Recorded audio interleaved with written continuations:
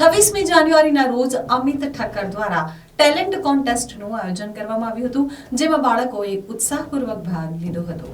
26મી જાન્યુઆરીએ Reliance mall ખાતે અમિત ઠક્કર દ્વારા ટેલેન્ટ કોન્ટેસ્ટ યોજાયો હતો, જેમાં સ્ટેજ ઉપર નાના બાળકો સહિતના લોકોએ પરફોર્મન્સ આપ્યું હતું.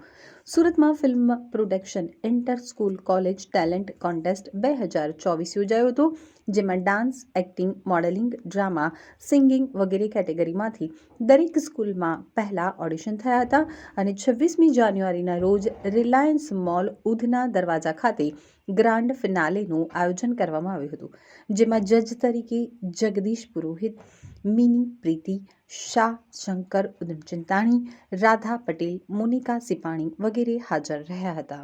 આજે આપણે ઉજવણી રિલાયન્સ મોલ ખાતે નાનાથી લઈને ધોરણ 1થી લઈ અને 12મા ધોરણ સુધીના કોલેજના અને સ્કૂલના બચ્ચાઓ સાથે આજે ટેલેન્ટની ઉજવણી કરી રહ્યા છે, ટેલેન્ટની સાથેની ઉજવણી કરી રહ્યા છે. એન્જોય ફિલ્મ દ્વારા દર વર્ષે 26મી જાન્યુઆરીમાં હોય છે. આ વખતે કેટલા બાળકોએ પાર્ટિસિપેટ? આ વખતે ગ્રેન્ડ ફિનાલેમાં અત્યારે 55થી 60 બાળકો છે અને બધા સરસ મજાની તૈયારી કરીને આવ્યા છે અને જુનિયર કેજી 1 ધોરણથી માંડી અને 12મા ધોરણ સુધીના દરેક સ્ટુડન્ટ અહીંયા આવેલા છે.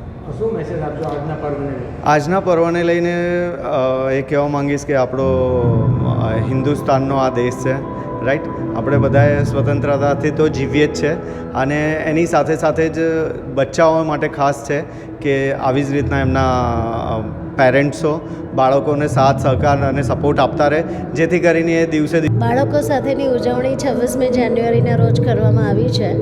એમાં આપણા નરેન્દ્ર મોદીનું સ્વપ્ન છે કે આપણું ઇન્ડિયા સ્કિલ ઇન્ડિયા બને. તો સ્કિલ ઘણા બધા પ્રકારની હોય છે અને એની અંદર આજની ઉજવણીમાં 3થી 4 પ્રકારની અલગ અલગ સ્કિલ બાળકો સ્ટેજ ઉપર પરફોર્મ કરી રહ્યા છે અને આ બધી સ્કિલની અંદર આપણા બાળકો ખૂબ સારું નેતૃત્વ પણ કરશે અને આગળ વધી અને પોતાનું અને પોતાના દેશનું નામ રોશન કરશે, એવું અત્યારનું જે માહોલ છે તેના ઉપરથી જોવાઈ રહ્યું છે. આ પર્વને લઈને શું કહેશો? એક તરફ 75મો પર્વ ઉજવી રહ્યા છે. 75મું જે પર્વ છે તે પર્વની ઉજવણી આપણે બધાને ખબર જ છે કે ખૂબ સારી રીતે આપણા સમગ્ર દેશની અંદર થઈ રહી છે અને અત્યારે વિદ્યાર્થીઓ પણ આ પર્વની અંદર એટલી જ કહેવાય ને કે સહૃદયે જોડાયા છે અને ઉજવણીનો ભાગ બની અને ફ્યુચર ઓફ ઇન્ડિયા આપણા બાળકો જ છે કે જે બાળકો આવા સરસ પ્રોગ્રામની અંદર ઉજવણીમાં ભાગ લઈ અને ડાન્સ એકેડમી તરફથી જે આ પરફોર્મન્સ થઈ રહ્યા છે, ટેલેન્ટને બહાર કાઢવામાં આવી રહ્યા છે. આપણે કહેવાય છે ને, હીરાની પર એક જ્વેલરી જ જાણે છે, તો આપણા કૃષ્ણા એકેડમીના સર જે છે એકદમ જ જ્વેલરી છે, જે એકદમ ડાયમંડને બહાર કાઢે છે.